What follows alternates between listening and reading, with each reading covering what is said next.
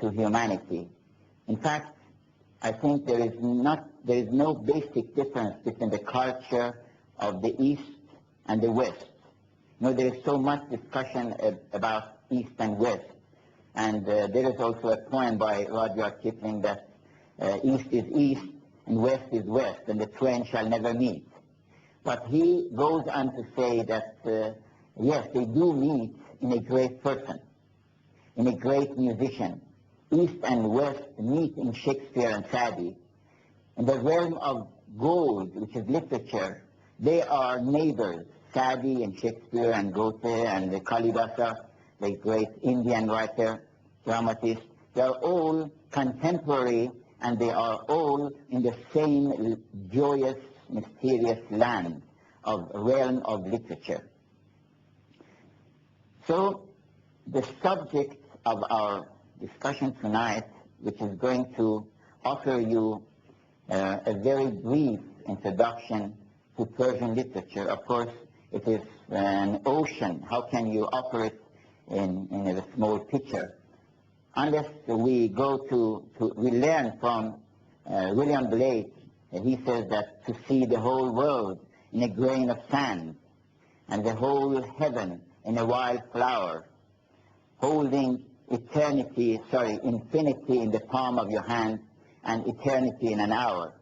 We can do that, and I'm going to show you the ocean, the waving ocean of Persian literature in a small picture.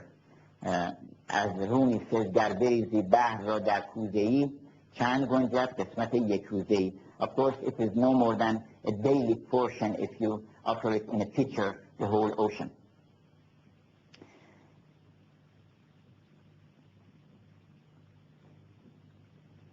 So the subject of our discussion may seem a little bit strange. It is Rose and Nightingale. It is also the name of a story by Oscar Wilde, and it is a very common theme in Western literature, Rose and Nightingale. And often humorously, jokingly, they call Iranian people the people who follow the Rose and Nightingale, or they say this is the country of Gul Bulbul. This is the country of Nightingale and Rose. If it is not true in the ordinary sense of the word, but at least it is true in the realm of gold, in the realm of literature, it is true that you can sum up the whole literature in the story of Rose and Nightingale, which is the primal archetype of all stories.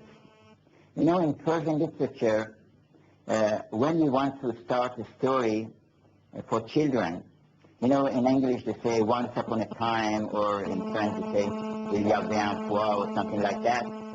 But in Persian, we have put the highest thought, the highest point of our mystical tradition and the beginning of children's stories, that we start like this: یکی بود یکی نبود، غیر از خدا هیچ کس نبود.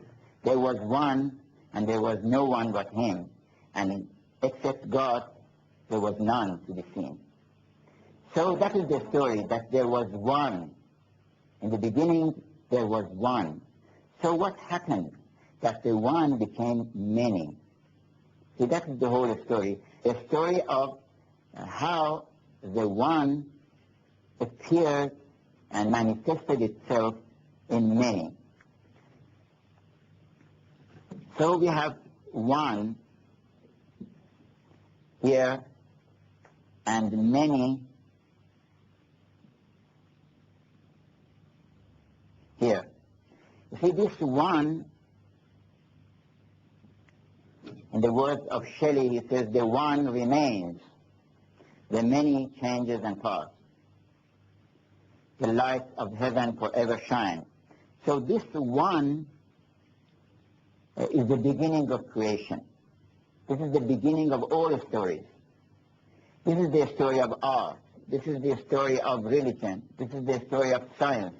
This is the story of everything, that one constantly becomes many, and the many constantly goes up to one. You see, there is a circle of two arcs, one a descending arc and one an ascending arc. So the drama of being, the drama of creation, has been written in two acts. The first act, how the one became many. And the second act is how many ascended to be united with the one again.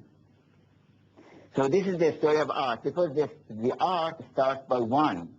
You have one piece of land. You have one thing in your mind. And then you divide it and divide it and divide it into small pieces, and then you create a structure of thousands of pieces. Or in music, for example, in music you have a feeling which is one in your heart. You love someone.